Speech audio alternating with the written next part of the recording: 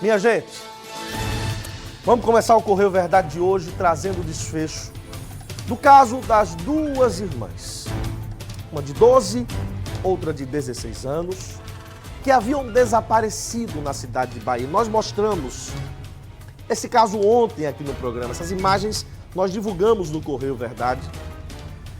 Em busca de informações, tá? A gente mostrou essa e outras imagens, porque hoje nós só estamos mostrando essa, inclusive com desfoque nas meninas, porque elas agora são vítimas de um crime sexual. Pois é, elas desapareceram, sumiram na cidade de Bahia, no dia 17, às 5 horas da manhã, saíram correndo de casa e só foram encontradas na comunidade Aratu, no bairro de Mangabeira, aqui em João Pessoa.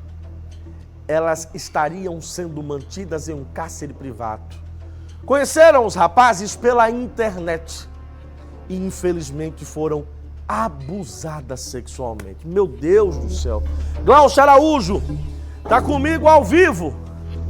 Audiência de custódia, né, Glaucio? Bom dia ainda, Glaucio. Ai, meu Deus do céu.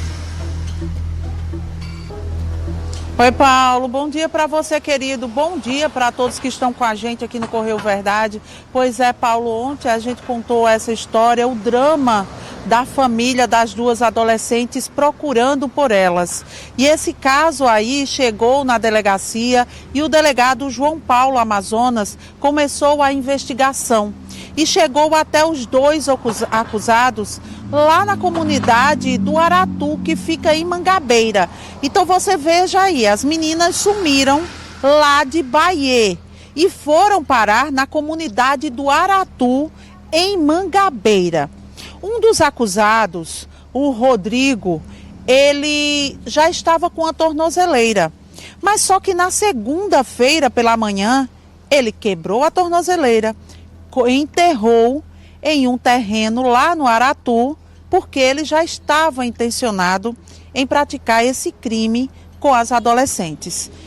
E o Pedro Henrique, que estava com ele, também já foi preso por tráfico de drogas. O Rodrigo, inclusive, de acordo com a polícia, é uma das pessoas que faz parte de uma facção criminosa lá em Bahia. Então eles foram presos, vão passar pela audiência de custódia daqui a pouco. Aí a gente vai aí esperar para saber o que é que a justiça vai determinar, se eles vão ficar livres. Agora a gente acha que o Rodrigo pode ser que não, por conta que já quebrou o regime, quando quebrou também a tornozeleira.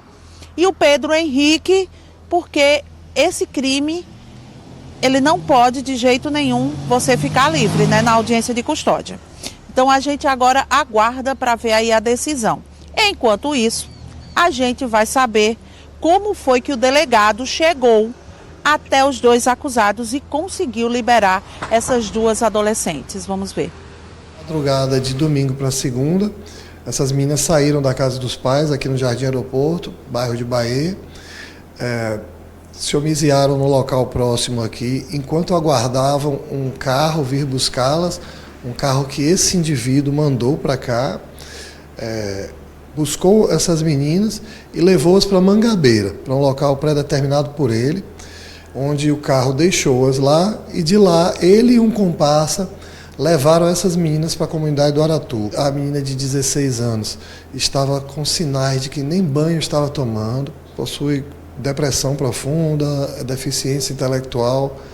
Ela estava confusa quando nossa equipe chegou no local e ainda chegou aqui na delegacia confusa. Quanto à menina de 12 anos, também informou que estava combinando que esse rapaz, o Rodrigo, entrou em contato com ela e com a irmã através desse aplicativo de mensagem do Instagram e estava mantendo contatos e combinando, tá, de se encontrarem.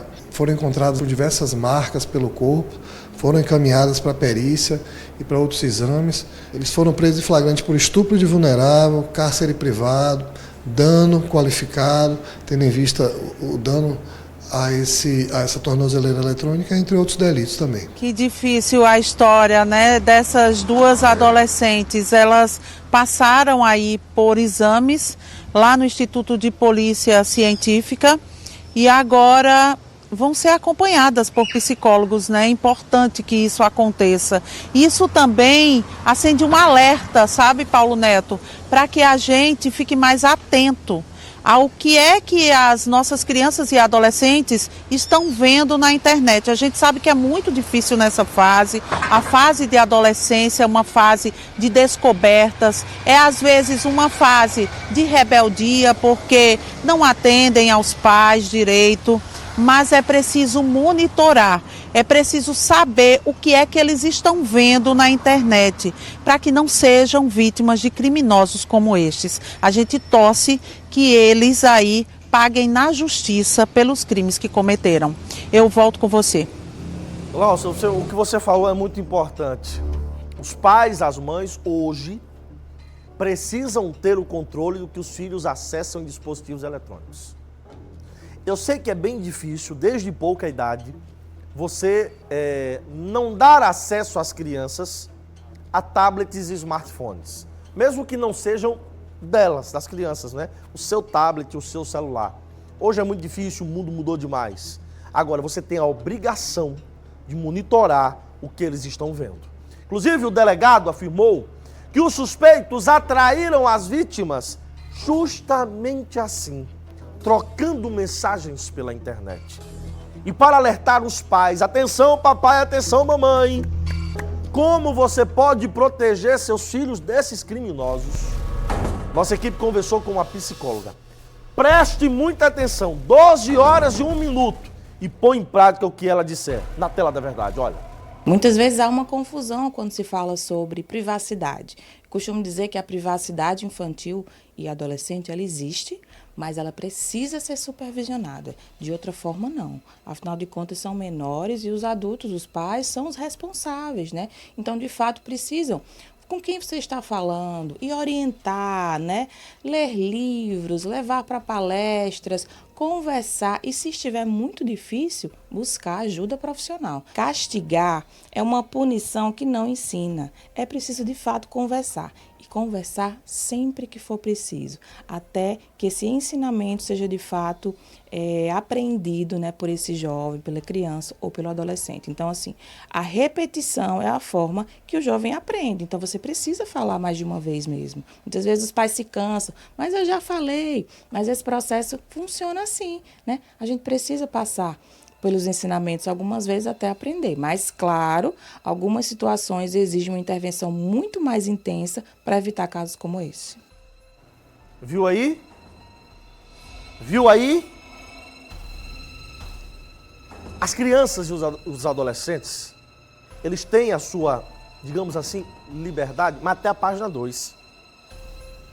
A ordem em casa tem que ser dos pais, das mães, tá? Privacidade, até a página 2. Até enquanto não possa colocar em risco a vida e a integridade física dessas pessoas, tá?